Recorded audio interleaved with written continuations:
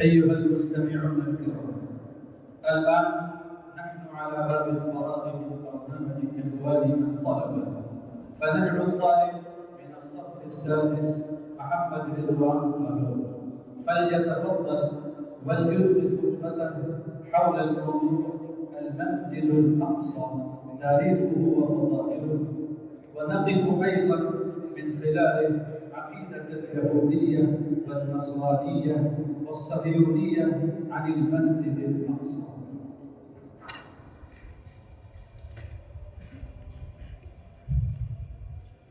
الحمد لله الذي شرف هذه الأمة بالحرمين الشريفين والمسجد الأقصى، وأشهد أن لا إله إلا الله وحده لا شريك له، قدر الأيام دولا بعدله، وجعل العاقبة للمتقين بفضله، وأشهد أن محمدًا عبده ورسوله الذي أسري به ليلا من المسجد الحرام إلى المسجد الأقصى، صلى الله عليه وعلى آله وأصحابه الذين فتحوا البلاد وقلوب العباد، فزاد الله فضلهم فلا ينكر ولا يحصى، وسلم تسليما كثيرا إلى يوم يجزى فيه الطائع بطاعته ويؤخذ العاصي بما عصى. أما بعد، فحضر رئيس هذه الحفلة الميمونة والضيوف المبجلون والأساتذة المكرمون وزملائي في الدروس، أقدم بين أيديكم خطبة وجيزة حول الموضوع المسجد الأقصى.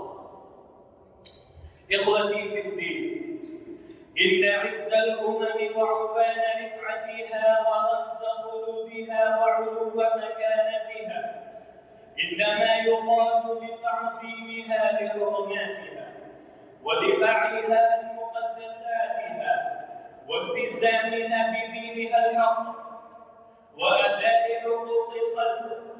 وإن أمتنا الإسلامية قد وهبها الله هبات ومزايا وفضلها على العالمين من بين البرايا، فأنزل إليها أفضل الكتب وأرسل إليها صفوة الرسل وجعل دينها الإسلام أكمل الأديان وخاتمها، وشرفها بأفضل الأماكن واللقاء وأتمها. ومما شرف الله به هذه الأمة الخيرة القدس الشريف والمسجد الأقصى المبارك في البقعة التي بارك الله فيها، فهي مهد الأنبياء ومهوى الأولياء ومهاجر أبينا إبراهيم عليه السلام. وإن لمدينة القدس الشريفة والمسجد الأقصى مكانة عالية في ديننا ومنزلة عظيمة في قلوبنا، فالمسجد الأقصى ثالث المساجد فضلا ومنزلة في الإسلام. أيها المسلمون، إن المسجد الأقصى هو ثاني مسجد وضع في الأرض كما روى البخاري في صحيحه عن أبي بكر رضي الله تعالى عنه قال: قلت يا رسول الله، أي مسجد وضع في الأرض أولا؟ قال عليه الصلاة والسلام: المسجد الحرام. قال أبو بكر رضي الله تعالى عنه: ثم أي يا رسول الله؟ قال عليه الصلاة والسلام: المسجد الأقصى. قال: كم بينهما؟ قال عليه الصلاة والسلام: 40 سنة. ثم أينما أمرت الصلاة بعد فصلي فإن الفضل فيه. وهو أحد القبلتين الذي أمر بالصلاة إليه شطرا من حياته عليه الصلاة والسلام، فإن المسلمين صلوا إليه حتى بعدما هاجروا إلى المدينة لبثوا 2 سنين كاملتين يتوجهون في صلاتهم إلى المسجد الأقصى كما توجهوا إليه لما كانوا في مكة، بل إن مسجد قباء أول ما بني متجها إلى المسجد الأقصى ثم عطل بعد ذلك. ويوجد في المدينة مسجد القبلتين ولا يزال على ذلك. وقد كان النبي صلى الله عليه وسلم أرسل بعض أصحابه إلى مسجد القبلتين لأجل أن ينبههم بتحويل القبلة من المسجد الأقصى إلى المسجد الحرام، فتحولوا وهم في أثناء صلاتهم.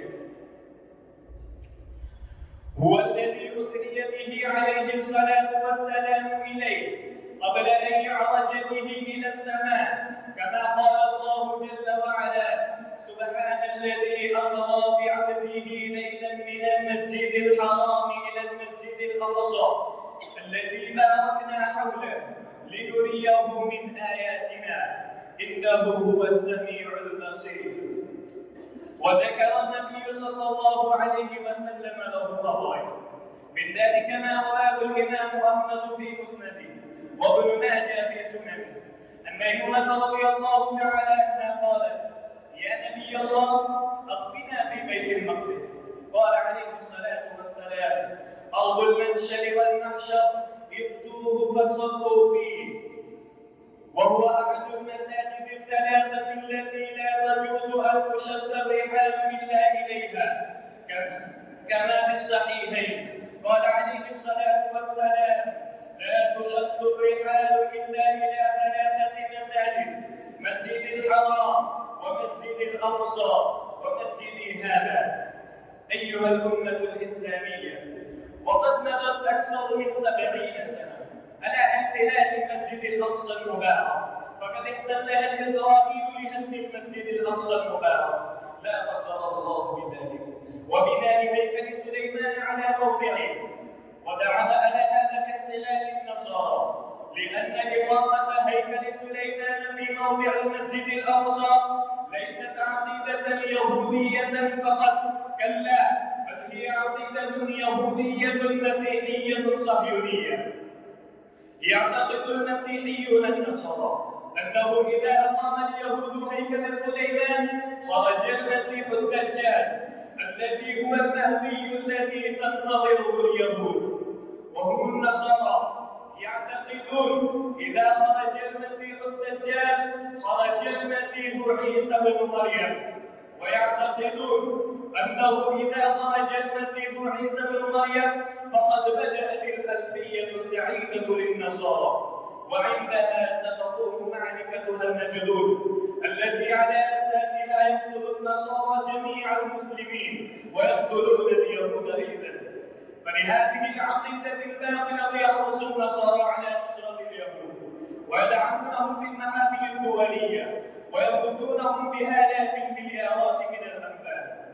أيها المسلمون، إنما يفعلون ذلك لاعتقادهم أنه ببقاء دولة إسرائيل يبقى النصارى، وسقوط إسرائيل يسقط النصارى، وأن إسرائيل الآن تقوم بخدمة جليلة لهم، وهي التعجيل بخروج المسيح عيسى بن مريم بالاعتداء على الفلسطينيين وزعزعة بناء المسجد الأقصى المبارك، ثم بناء هيكل سليمان الذي يعجل بخروج المسيح الدجال. وصدق الله تعالى إذ قال: والذين كفروا بعضهم أولياء بعض.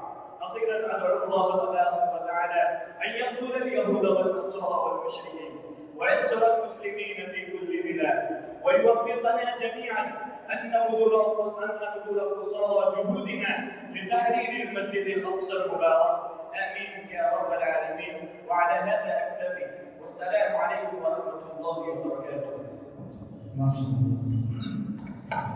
अल्लाह हम सबको इस रात में कबूल फरमाए।